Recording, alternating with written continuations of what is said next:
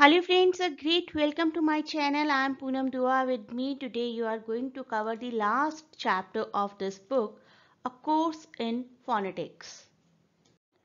You have got many resources from me to prepare for this exam. One is the playlist जिसमें लगभग सभी topics आपके available हैं from poetry to short story, play, novel, essay, history, another topic of history and two topics of phonetics.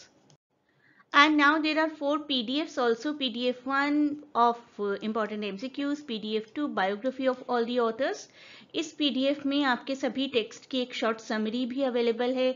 PDF 3 में history की important events हैं और PDF 4 में फोनेटिक्स के इंपॉर्टेंट रिविजन पॉइंट्स हैं.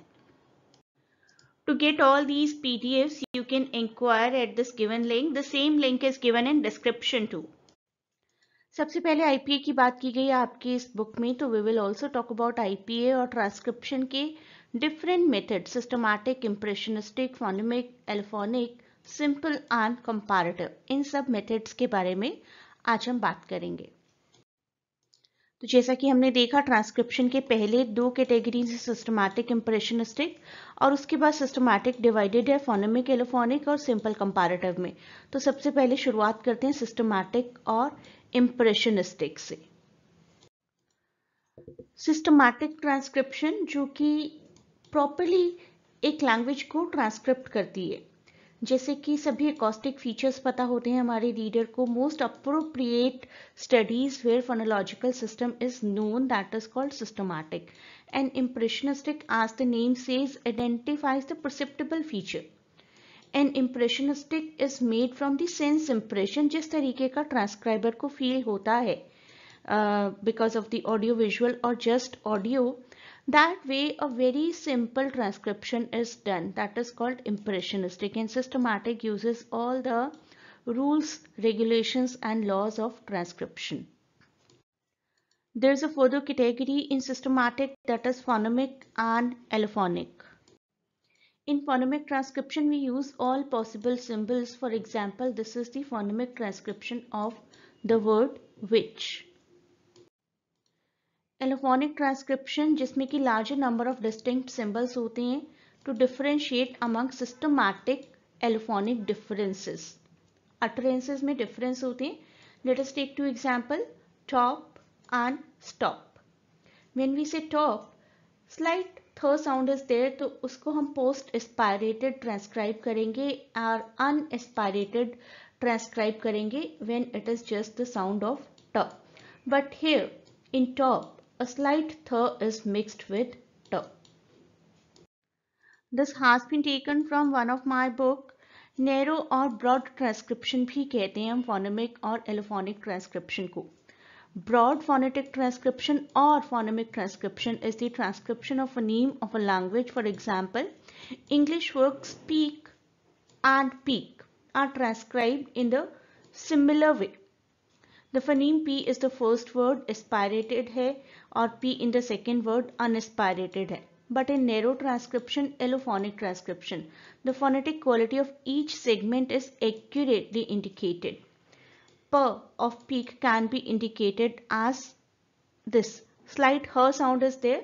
तो इस तरीके से इसको हम additional way में additional symbols के साथ transcribe करेंगे. Peak.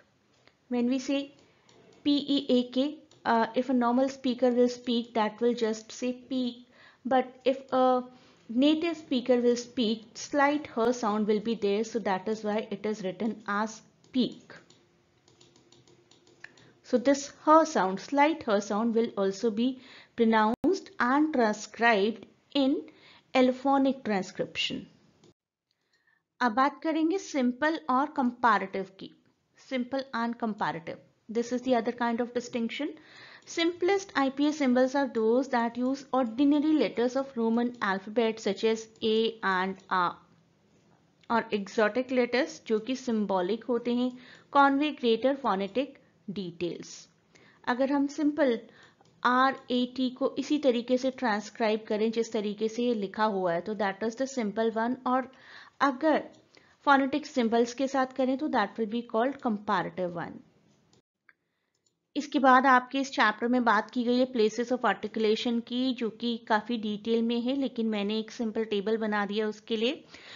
बहुत बार हमने ये किया है, एक बार फिर से रिवाइज कर लेते हैं। आपको एक क्वेश्चन तो ज़रूर आएगा इस टेबल से related. Bilabial, labiodental, dental, alveolar, post alveolar, velar, palatal, glottal, इन सब साउंड से रिलेटेड क्वेश्चन आएगा। प, ब, म बायलेबियल लिप से प्रोनाउंस होते हैं। Purse, back, mad. Labiodental lips plus teeth, vine, fine. Dental, थ, the, this, that, thing. Alveolar, alveolar ridge का यूज होता है आपका, जैसे कि वेल स्पीकिंग। नो, नो में जो न साउंड है that is alveolar. No, tap, dip, suit, zit, luck, these are all alveolars. Post alveolar, जिसमें कि एक एडिशनल साउंड होता है दो कॉम्बिनेशंस करके। Ship, chill, vision and jump. Velar, going, kite, good, wet. Palatal, palatal is the य sound as in English word yes, and glottal आप बहुत अच्छे से जानते हैं। अब this is the ह sound। आपके लिए आज मैं एक सॉल्व्ड एक्सरसाइज करवा रही हूँ, लेकिन वीडियो में आगे जाने से पहले इसको खुद ही करने की कोशिश करिए। ये साउंड्स क्या हैं? डिप्थोंग से ये सभी साउंड्स, क्या आप इनके एक एक एग्जाम्पल सोच सकते हैं before you proceed in this video? Pause करके पहले एग्जाम्पल सोचिए।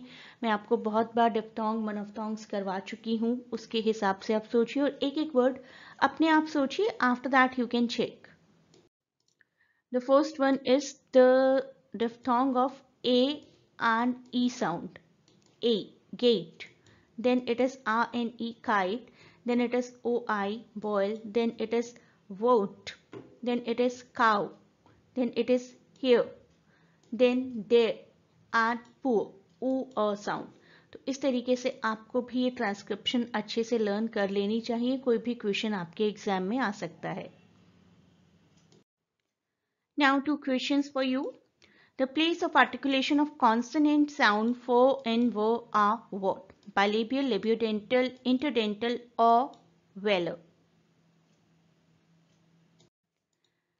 नेक्स्ट क्वेश्चन के ऑप्शंस को मैं बोलकर नहीं बताऊंगी, क्योंकि उससे आपको आंसर मिल जाएगा। Which word is pronounced with this sound? स। इन चारों में से कौन सा ऑप्शन है जिसमें स का साउंड है? ऑप्शन ए, बी, सी और डी। तो 11th वीडियो हमारा पेंडिंग था थोड़े टाइम से। This 11th video has also been covered today. अब इन प्लेलिस्ट्स की फॉर्म में आपके पास पूरा सिलेबस है रिवाइज करने के लिए। आई होप कि आप सबकी रिवीजन बहुत ही अच्छे से चल रही है। I gave you the count also, more than 130 videos हैं आपके पास प्रिपरेशन करने के लिए। तो अभी भी चाहें तो काफ़ी दिन है आपके पास, यू कैन प्रिपेयर वेल और अच्छा परफॉर्म कर सकते हैं। आई नो कि और भी बहुत कुछ है प्रिपेयर करने के लिए इंग्लिश लिटरेचर के अलावा, एंड आई डू अंडरस्टैंड कि सिलेबस बहुत वास्ट है, specifically for all those who do not belong to the literary background. English honours नहीं किया है या फिर लिटरेचर से बहुत ज़्यादा प्यार नहीं है, तो ये सिलेबस थोड़ा सा टफ हो सकता है, लेकिन अगर आप अपनी प्रिपरेशन अच्छी रखेंगे तो यू कैन क्रैक इट। ये 4 रिवीजन पीडीएफ आपके पास हैं ही अपनी प्रिपरेशन को और कॉन्क्रीट करने के लिए। अगर आपने अच्छे से पढ़ाई की है ऑलरेडी, सभी वीडियोस देखे हैं, नोट मेकिंग की है, सभी टॉपिक्स को समझा है, तो प्रैक्टिस पॉइंट ऑफ व्यू से ये सभी पीडीएफ आपके लिए बहुत हेल्पफुल रहेंगी। I keep on saying over and again कि डू नॉट थिंक कि सिर्फ इन पीडीएफ को पढ़ने से आपका एग्जाम क्लियर हो जाएगा। बहुत मेहनत की ज़रूरत है। अगर 4 पीडीएफ पढ़ने से एग्ज़ाम आपका क्लियर हो जाता तो शायद फिर सभी के मार्क्स इक्वल ही आएंगे। तो ये पीडीएफ आपके तब काम आएंगी जब आप अपनी पढ़ाई अच्छे से कर चुके हैं। पढ़ाई अच्छे से कर चुके हैं, रिवाइज करना चाहते हैं, एक बार ब्रशअप करना चाहते हैं पूरा सिलेबस, तो go for it for sure. There are 4 PDFs at present. Time to time I keep on adding. मैंने शुरुआत एक PDF से की थी and I gave you further 3 more PDFs और एक छोटी सी glossary की PDF और है which I give additionally to everyone who go for all these. आप इंक्वायरी कर सकते हैं PDF से related at this link. Link is given in description too. Before moving further, please do not forget to share and subscribe the channel. Provide your valuable feedback in the form of comments. and a great good luck for your upcoming examination from my side.